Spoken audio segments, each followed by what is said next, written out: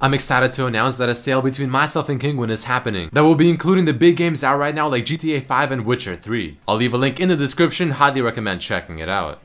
Hey guys, what is up, and I finally welcome you all to a new episode of the Did You Know series featuring Vi. If you end up enjoying this one, don't forget to hit the like button, but let's go into her abilities. Vi's passive grants her a shield when damaging an enemy with an ability, but her W, though still considered an ability, does not proc the passive. Keep in mind that when charging your Q ability, you are still able to use summoner spells and items even though you cannot use any other abilities. Speaking of which, a very common thing is to flash Q a target. The charging of her Q auto cancels after 4 seconds, but it still goes on full cooldown with no mana refunded, unlike something like Vera's Q. However, the catch is, if you ever get CC'd by something like a stun while you're still charging the Q, not only do you get refunded half of the mana, but her Q only goes on a very short cooldown, rather than the full cooldown again. When hitting a champion with the Q ability, not only does the champion get knocked back, but Vi's Q ability ends at that spot. But if you use the Q through monsters and or minions, not only does she go through all of them and to the end of the path of her Q ability's range, but she puts them all in a straight line somewhat in front of her, ready to use her E ability. Interestingly enough, the slow that is automatically applied from Vi's Q as you are charging it can actually be reduced by tenacity or anything that removes the effectiveness of slows, such as the swiftness mastery in the defense tree. Denting blows Vi's W will still apply its effect if parried or blocked, but not if she is blinded or her attacks are dodged. Spell Shield seems to block Vi's Q damage and the application of her W from the Q, however her W itself cannot be blocked on the third proc, assuming you auto-attack the champion. After testing out her E a few times, it seems to be interacting strangely because Sivir still blocks it and gets the mana back, but the full damage is still applying. And Vi's ultimate can be negated by Spell Shield, however the Vi will still charge to the champion. Vi is able to have multiple partial Ws active at the same time, while someone like a Vayne with a similar ability cannot.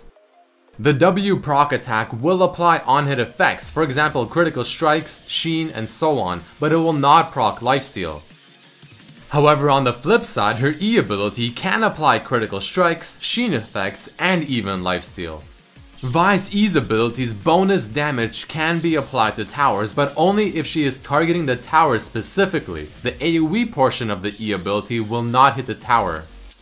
Don't forget that Vi's E is an auto attack reset ability, so make sure to auto first and then use your E right after, not only to do more damage, but to apply your W faster. Vi's ult is normally known to be very difficult to stop unless you have something like Spell Shield, but if you teleport away just as she ults, you can actually prevent it. However, the timing is very specific. Alright guys, let's go into some cool facts and lore about Vi. Did you know that she was designed by a writer named Gypsy Lord, who also made Jinx, Gnar, and the newest champion coming soon, Echo? The voiceover work done for Vi was by someone named Sia Court. Most champions have been revealed by a sneak peek, yet Vi was the first champion to be revealed by a feedback thread on the forums. Did you know that a lot of the champions take about half a year to be created from start to finish, yet Vi took nearly 2 years to develop? Vi's E and ultimate abilities, Excessive Force and Assault and Battery, are named after real-life criminal charges. Excessive Force is a name for police brutality, while Assault and Battery are two violent crimes, assault being the threat of violence while battery being the actual physical violence. Vi's page was graffitied on just before the release of Jinx, who is speculated to be her sister, but is known to be her rival.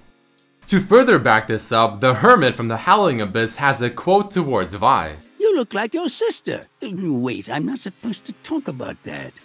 The Latin word vis means force, which is very relatable to Vi's playstyle and character.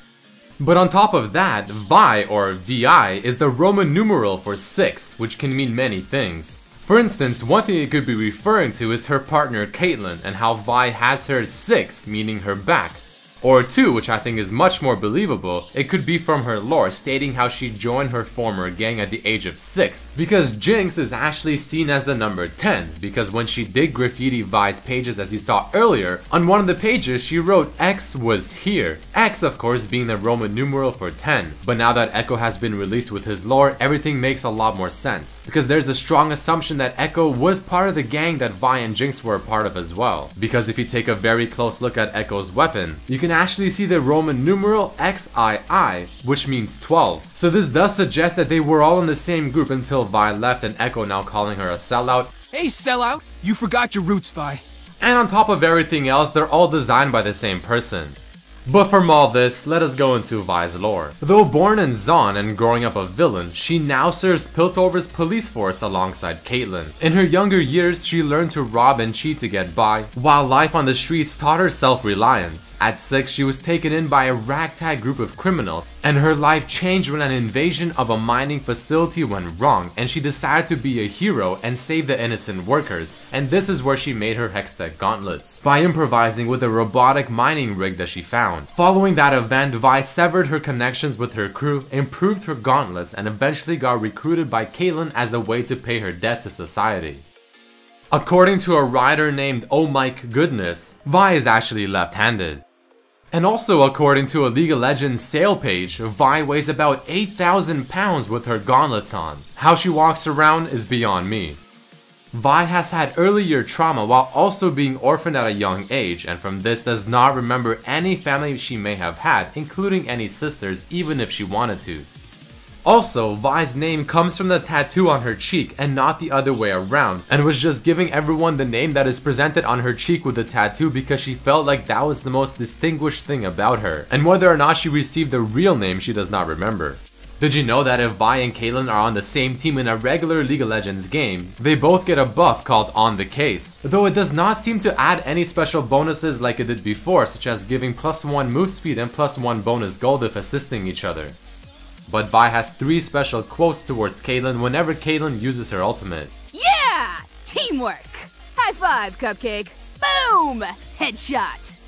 On the flip side, however, she also has 3 quotes if an enemy Caitlyn ults her. Nice shot, Cupcake. Oh, was that supposed to hurt, Kate? Nope.